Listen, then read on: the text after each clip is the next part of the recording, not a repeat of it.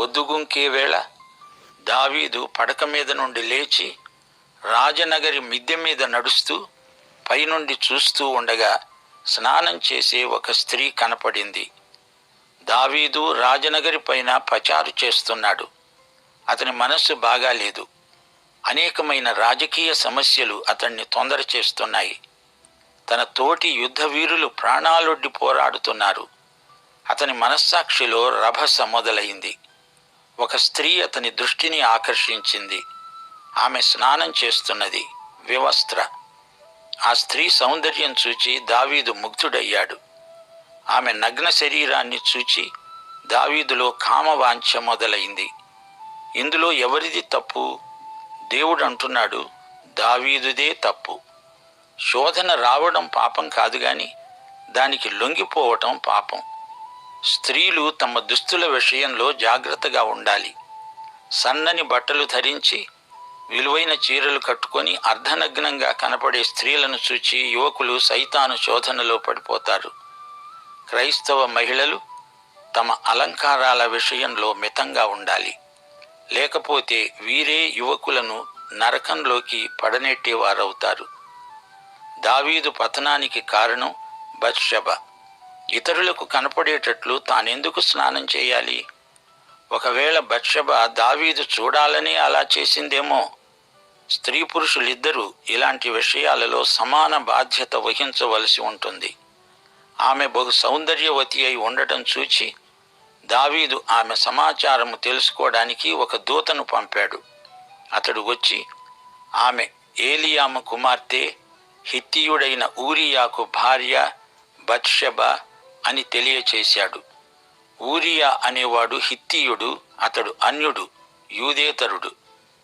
దావీదు దూతల చేత ఆమెను పిలువనంపాడు. ఆమె అతని వద్దకు రాగా అతడు ఆమెతో శయనించాడు. కలిగిన అపవిత్రత పోగొట్టుకొని ఆమె తన ఇంటికి మళ్ళీ వచ్చింది. ఇది ఒక చెడ్డ కథ. ఇందులో మనం ఒక పాఠం నేర్చుకోవాలి. దావీదు యుద్ధానికి వెళ్ళి ఉంటే ఇది జరిగేది కాదు. బత్షెబ ఇంటి లోపల స్నానం చేసి ఉంటే ఈ వ్యభిచార క్రియ జరిగి ఉండేది కాదు. ఆ స్త్రీ గర్భవతి అయి నేను గర్భవతినయ్యాను అని దావీదుకు వర్తమానం పంపగా దావీదు హిత్తీయుడైన ఊరియాను నా వద్దకు పంపమని దూత ద్వారా యోవాబుకు ఆజ్ఞ ఇచ్చాడు. దావీదును ఒక సమస్య ఎదుర్కొన్నది. ఇప్పుడేం చేయాలి? బత్షెబ భర్త అయిన ఊరియా దావీదు సైన్యంలో గొప్ప సైనికుడు, విశ్వసనీయుడైన సైనికోద్యోగి. ఊరియా దావీదు వద్దకు రాగా దావీదు యోవాబు యోగక్షేమమును, జనుల యోగక్షేమమును, యుద్ధ సమాచారమును అడిగాడు. తరువాత దావీదు అన్నాడు, ఊరియా, నేను సెలవిస్తున్నాను, ఇంటికి పోయి శ్రమ తీర్చుకో. అంతటా ఊరియా రాజనగరిలో నుండి బయలుదేరాడు. దావీదు నటనను గమనించండి. ఏదో యుద్ధ సమాచారం తెలుసుకుందామని ఊరియాను పిలువనంపించినట్లు నటిస్తున్నాడు. తాను చేసిన తప్పును కప్పిపుచ్చుకోవడానికి ప్రయత్నం చేస్తున్నాడు. అతని వెనుక రాజు ఫలాహారం అతని వద్దకు పంపించాడు. గాని ఊరియా తన ఇంటికి వెళ్ళక తన ఏలినవాని సేవకులతో కూడా రాజనగర ద్వారాన పండుకున్నాడు. ఊరియా తన ఇంటికి వెళ్ళలేదు. ఎందుకని? అది యుద్ధ సమయం, అత్యయిక పరిస్థితి. దావీదు ఆశ్చర్యచకితుడయ్యాడు. హాయిగా ఇంట్లో కూర్చున్న దావీదుకు ఊరియా మాటలు తీర్పు చెబుతున్నాయి.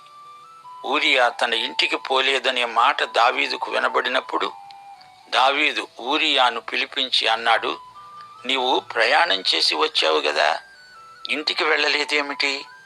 ఊరియా అన్నాడు, మందసము, ఇశ్రాయేలు వారు, యూదావారు గుడారములలో నివసిస్తూ ఉండగా నా అధిపతి అయిన యోవాబు, నా ఏలినవాడవైన నీ సేవకులు బయట దండులో ఉండగా భోజనపానాలు చేయటానికి, నా భార్యతో పరుండటానికి నేను ఇంటికి వెళ్తానా? నీ తోడు, నీ ప్రాణం తోడు, నేను అలా చేసేవాడను కాను. బత్షెబ కడుపుతో ఉంది, దానికి తాను బాధ్యుడు కాడు అన్నట్లు నిరూపించడానికి ఊరియాను భార్య వద్దకు వెళ్ళమంటున్నాడు. ఊరియా గొప్ప వ్యక్తి, నమ్మకమైన వాడు. అతడు అన్యుడు, అయినా ఇశ్రాయేలు జాతికి అతడు నమ్మకమైన సేవ చేస్తున్నాడు. దీనిని బట్టి దావీదు పాపం ఇంకా ఇంకా పెద్దదవుతున్నది. నా పై అధికారులు యుద్ధంలో ప్రాణాలకు తెగించి పోరాడుతుంటే నేను ఇంటికి వెళ్ళి భార్యతో సుఖిస్తానా అంటున్నాడు. దావీదు అన్నాడు, ఈరోజు కూడా నీవు ఇక్కడే ఉండు, రేపు నీకు సెలవిస్తాను. ఊరియా నాడు మరునాడు యెరూషలేములోనే నిలిచిపోయాడు. అంతలో దావీదు అతన్ని భోజనానికి పిలిపించాడు. అతని చేత బాగా తినిపించి తాగించాడు. ఊరియా మత్తులో ఉన్నాడు. సాయంత్రమున అతడు బయటికి వెళ్ళి తన ఇంటికి పోక రాజసేవకుల మధ్య పడక మీద పండుకున్నాడు. అతడు ఇంకా ఇంటికి వెళ్ళలేదు. 14-15 వచనాలు. ఉదయమున దావీదు యోవాబుకు ఉత్తరం రాయించి ఊరియా చేత పంపించాడు.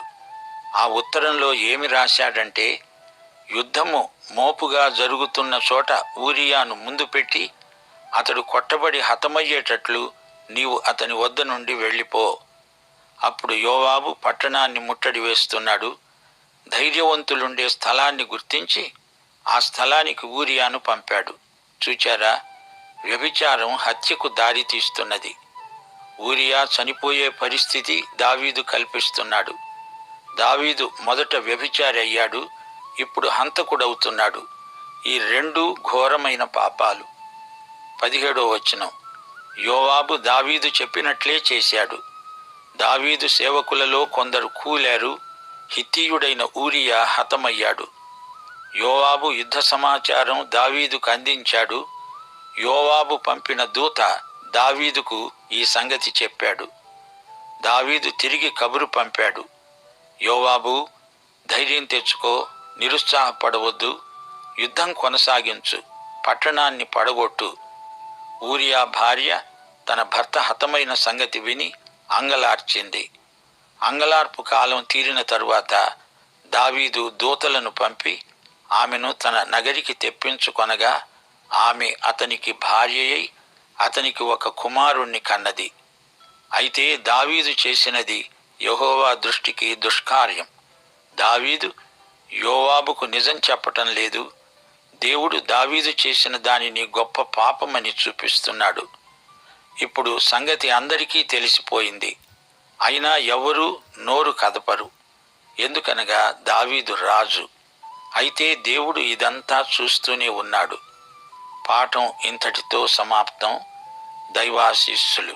మన ప్రభు అయిన యేసుక్రీస్తు వారి దివ్య కృప, తండ్రి అయిన దేవుని పరమ ప్రేమ, పరిశుద్ధాత్మ యొక్క అన్యోన్య సహవాసము మనకందరికీ నిత్యత్వము వరకు తోడై ఉండునుగాక.